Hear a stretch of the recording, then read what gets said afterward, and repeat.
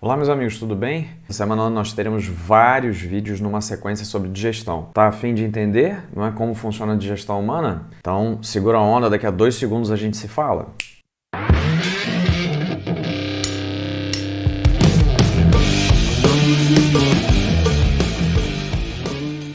Muito bem, muito bem. Cá estamos novamente reunidos para mais uma intrépida aventura no mundo da biologia e nessa semana e na próxima nós vamos passear pela digestão humana com vários detalhes da digestão na boca, no estômago e também problemas de digestão como intolerância à lactose, o GPS, que é muito importante você assistir para você entender até onde você tem que estudar, de que maneira você tem que estudar, tá? Nessa aula de agora, nós vamos trabalhar a boca e o estômago. Yes? Tranquilo? E aí depois entraremos no duodeno, intestino delgado, o restante do intestino delgado, jejum no ilho, intestino grosso e assim sucessivamente. Alright? Maravilha? Então vamos lá. A primeira coisa que eu coloquei aqui para vocês foi uma imagem, perdão, deixa eu voltar da cá, maravilha, da anatomia do aparelho digestório humano, para você ter uma noção geral, né, de como é o aparelho digestório humano. Então, até porque, deixa eu puxar aqui, né, algo que já aconteceu. Teve uma vez, que eu estava dando aula e alguns alunos numa turma, eles achavam, tá, que o alimento passava por dentro do fígado e passava também por dentro do pâncreas, que é esse cara aqui de baixo, tá? Pâncreas e fígado são glândulas anexas do aparelho digestório, então essas glândulas liberam seus sucos digestivos dentro do aparelho digestório, ou seja, no duodeno, mas o alimento não passa pelo fígado, tá? Então a gente tem que tomar um certo cuidado. Aí eu coloquei para vocês cá, primeiro uma visão geral, a boca, um local onde há digestão, com as suas glândulas salivares, glândulas parótidas, glândulas sublinguais, submandibulares, aí sinceramente tanto faz, não acho que ele vai perguntar essa diferença. O esôfago, que é esse longo caminho aqui em direção ao estômago, do estômago, e aí eu vou aproximar um pouquinho aqui só para a gente conseguir enxergar melhor esse entroncamento aqui, ó. Do estômago, nós vamos para o duodeno, que é o início do intestino delgado. O fígado, lindão aqui. O fígado, ele tem a vesícula biliar aqui do lado, ela vai se encher de bile, a gente vai estudar isso quando a gente chegar na parte de ação no duodeno, e vai liberar a bile no duodeno, que é o início do intestino delgado. Mesma coisa o pâncreas, que é esse amiguinho que está aqui atrás, que vai liberar também seu suco digestório no duodeno. Depois o jejum no ilho, que é essa parte imensa do nosso intestino delgado. Aqui no cantinho, olha lá, o apêndice. Para quem teve apendicite, teve que tirar o apêndice. Depois a gente vai ver que o apêndice tem um papel na imunologia do nosso organismo. O intestino grosso, e daí a gente segue para reto e ânus. Mara, entenderam a anatomia geral do aparelho digestório? Eu não acho que ele vai perguntar para você, cite quais as cavidades por onde o alimento passa para ser digerido. Não é isso. Mas é só para você entender, por exemplo, que o alimento não passa dentro do fígado e não passa dentro do pâncreas. Ele passa do estômago para o duodeno. E quem é esse tal de duodeno, tá? Agora, quando nós caímos na boca, o que interessa pra gente em termos de digestão na boca? A gente vai seguir um padrão ao longo das cavidades para que a gente tenha como até fazer uma comparação para melhor memorização. Sempre vamos procurar entender quais glândulas atuam na cavidade, qual a secreção que está sendo liberada por essas glândulas, o que ela possui que vai fazer a digestão e efetivamente que digestão vai acontecer. Yes? Tranquilo? Muito bem, então as glândulas que agem na boca, salivares. A secreção que elas produzem, saliva. Isso é meio óbvio, ululante, como diria minha mãe. Existe uma parte que a gente chama de secreção serosa, que é a enzima, que é a pitialina, que a gente chama carinhosamente de amilase salivar, e uma secreção mucosa, que é a mucina, que vai dar viscosidade para a saliva, para o alimento graciosamente passar pelo esôfago, estômago e seguir no aparelho digestório. Yes? As enzimas ou a enzima da boca trabalha muito bem em pH 7, que é o pH da boca. Ela digere amido e glicogênio, que são polissacarídeos, em maltose, que é um disacarídeo. tá? A maltose são duas glicoses ligadas uma na outra. A gente só vai efetivamente digerir a maltose quando a gente chegar lá na frente no duodeno. E pela ação da pitialina. Talvez você esteja pensando assim, ué tio, mas essa enzima aí não é amilase salivar? A enzima é a amilase salivar. Ué, mas tá digerindo o glicogênio. Tá digerindo o glicogênio, porque o glicogênio e o amido são fileirinhas de glicose. A diferença é que o amido é menos ramificado e o glicogênio é mais ramificado. Mas ambos são fileirinhas de glicose, então a mesma enzima pode atuar fazendo a quebra tanto do amido quanto a quebra do glicogênio. Yes, tranquilex, edilex, cabelo sogomex, maravilha. Essas gírias antigas são ótimas. Seguindo, tudo bem então? So far? Tranquilo. Quando a gente engole o alimento, deixa eu até voltar aqui para o início para dar uma ampliada aqui no negócio para você lembrar.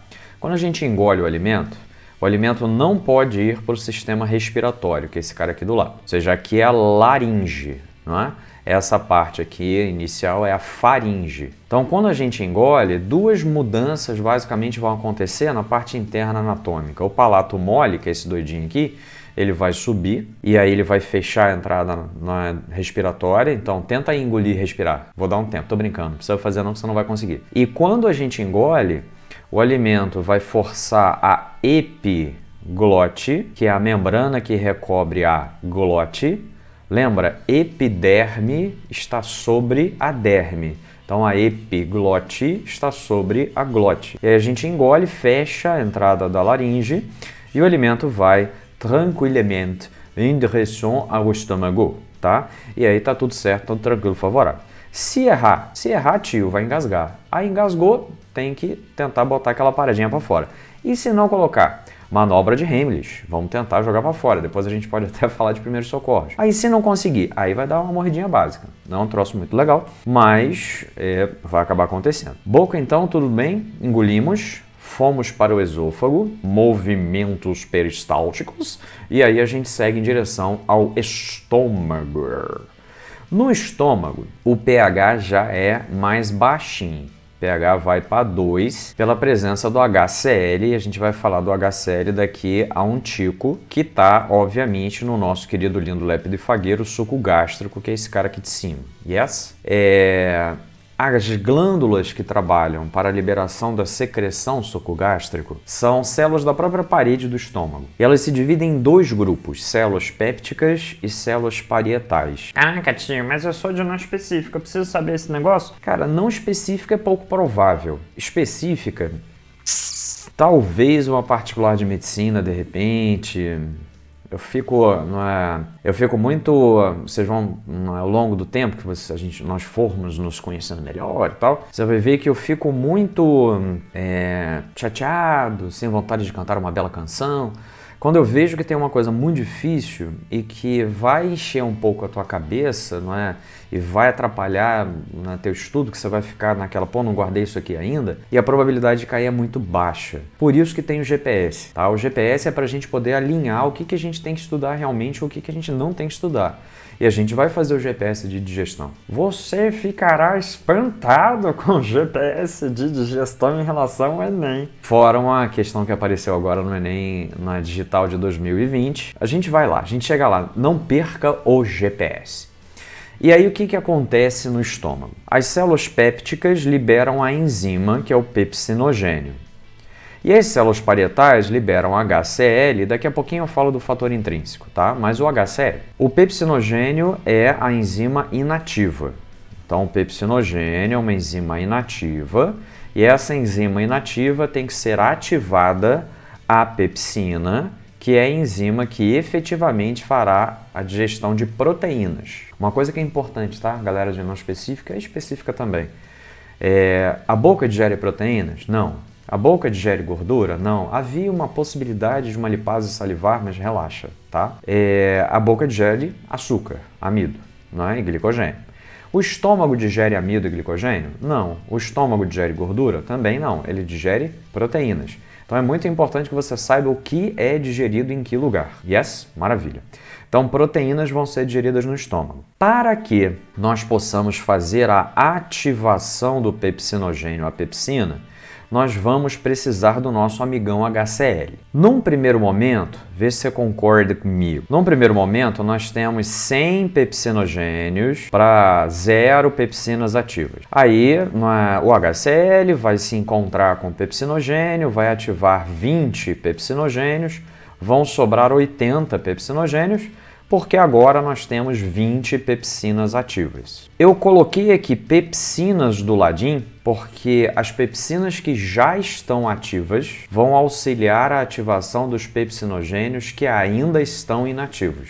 Entenderam isso? E aí eu quero parar meio segundo para a gente entender que o nome disso é efeito cooperativo. O produto auxilia a reação a acontecer. Então, a ativação do pepsinogênio à pepsina é uma reação. Quando a pepsina ela aparece ativa, ela mesma, a pepsina, ajuda o pepsinogênio a ser ativado. Isso acontece em enzimas também, atuação enzimática. Depois eu posso até gravar um vídeo, bota no comentário, você quer um vídeo sobre diferença de enzimas alostéricas, não alostéricas, gráfico sigmoide, gráfico hiperbólico.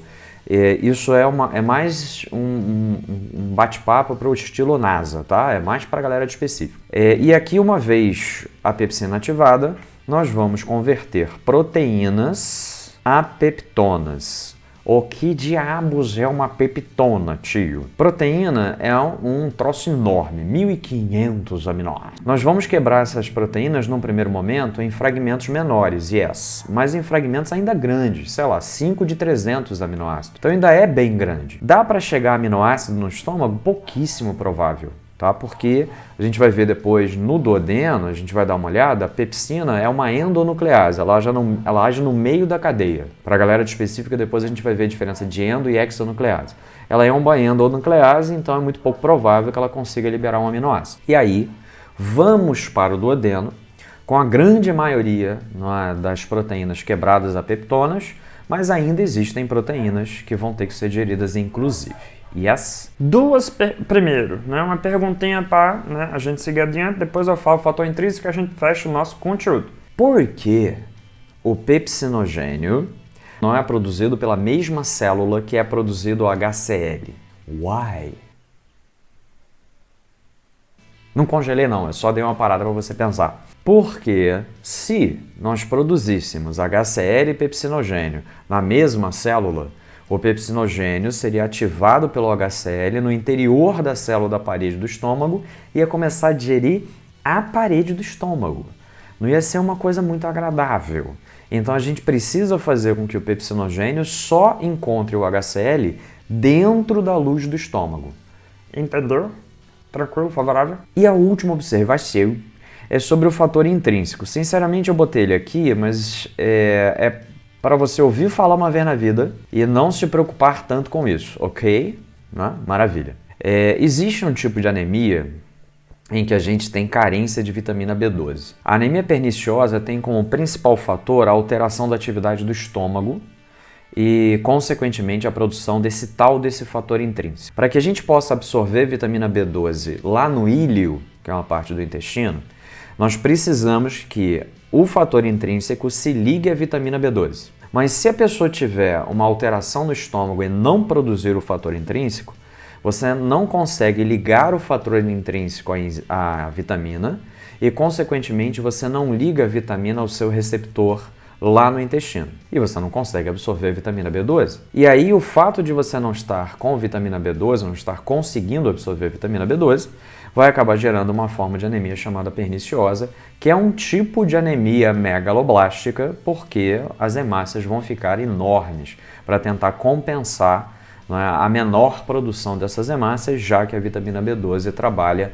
na produção de células vermelhas. Yes? Então, é por desencargo de consciência, para que vai que o cara resolve falar de fator intrínseco, você já ouviu falar dessa história. Bom, vamos parar por aqui, já tem 16 minutos de aula, a aula já ficou mais comprida um pouquinho, os vídeos vão ser mais robustos essa semana, então espere o próximo vídeo, segunda, quarta e sexta, espere o próximo vídeo, nós vamos nos falando, compartilhe o vídeo, please, para que mais pessoas possam aprender um pouco da biologia, para a prova do vestibular, ou então para o seu ensino médio ou algo não é? Ou para qualquer coisa que ela precise, até por curiosidade, tá bom? Então, um beijo enorme no coração, nos vemos no próximo vídeo ainda sobre digestão. Até mais!